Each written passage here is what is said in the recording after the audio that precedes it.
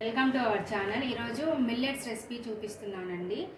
Millets khichdi. ఇది healthy. నేను ఈరోజు సామలు యూస్ చేస్తున్నాను. మిల్లెట్స్లో డిఫరెంట్ టైప్స్ ఉంటాయి కదా, బట్ నేను ఈరోజు సామలు యూస్ చేస్తున్నాను. ఇవి నేను ఒక గ్లాస్ తీసుకున్నాను.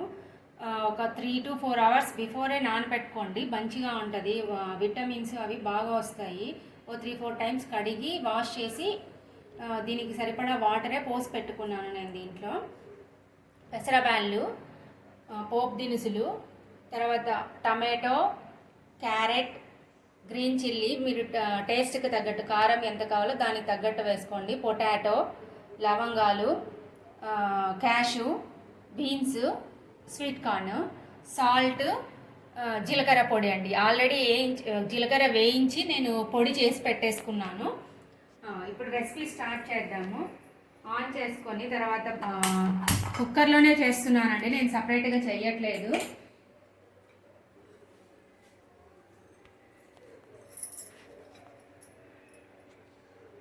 కుక్కర్ హీట్ అయ్యాక ఆయిల్ వేసుకోండి. దీనికి ఆయిల్ ఏం ఎక్కువ అవసరం లేదు. నేను ఒక 3 స్పూన్స్ తీసుకున్నానండి.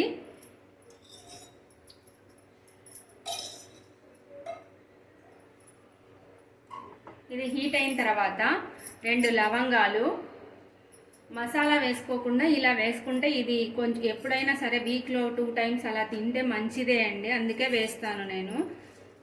ఆవాలు, జీలకర్ర, శనగబ్యాళ్ళు, మినప్బ్యాళ్ళు, కరివేపాకు, ఇవన్నీ వేగిన తర్వాత కొంచెం లైట్గా వేగిన తర్వాత క్యాషు, పచ్చిమిరపకాయలు వేసుకోండి.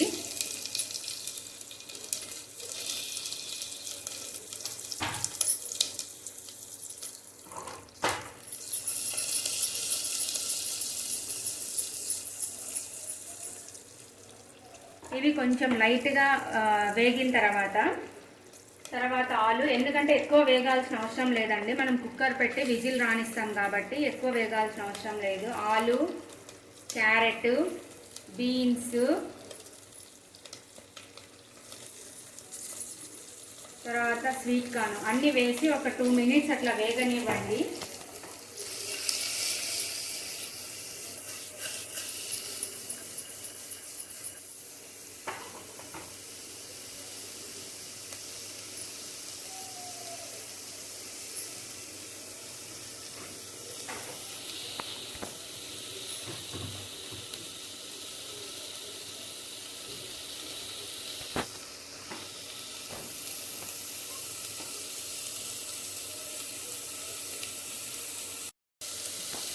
కొంచెం వేగిన తర్వాత ఒక 2 minutes తర్వాత టమాటో కూడా వేసానండి. టమాటో వేసి ఒక 2 times కలుపుకున్న తర్వాత అన్నీ వేసేసుకోండి, సరిపోతుంది. జీలకర్ర పొడి వేస్తున్నాను కొంచెం, అది ఒక 1/2 స్పూన్ అలా వేసేసుకోండి, బాగుంటుంది. అది టేస్ట్ బాగుంటుంది, హెల్త్కి కూడా మంచిదే అండి జీలకర్ర తింటే. సాల్ట్ టేస్ట్కి తగ్గట్టు వేసుకోండి. మీరు ఏ సాల్ట్ అయినా యూజ్ చేయొచ్చు, నేనైతే క్రిస్టల్ సాల్టే యూజ్ చేస్తున్నాను. అన్నీ వేసుకొని కలుపుకున్నాక కొంచెం పసుపు కూడా వేసుకోండి.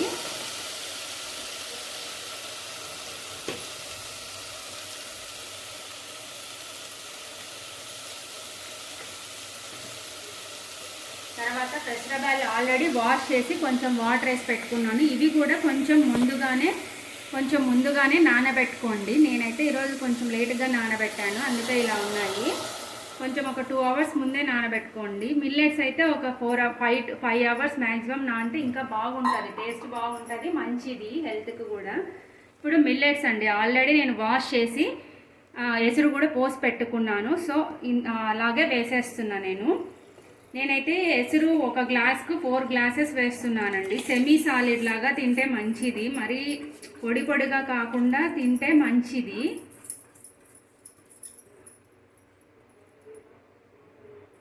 పెసరబ్యాళ్ళు ఏమి కొలత అనేది ఏం లేదండి, మన ఇష్టము. నేనైతే ఒక గ్లాస్కు 1/2 glass పెసరబ్యాళ్ళు తీసుకున్నాను.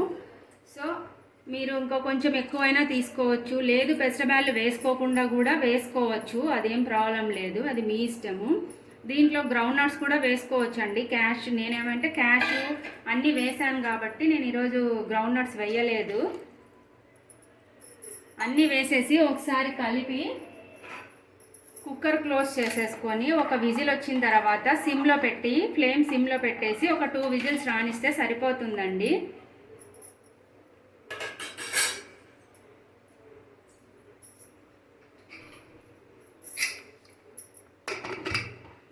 కుక్కర్ క్లోజ్ చేసేసాను. ఇలా ఒక విజిల్ వచ్చాక సిమ్లో పెట్టేశానండి నేను.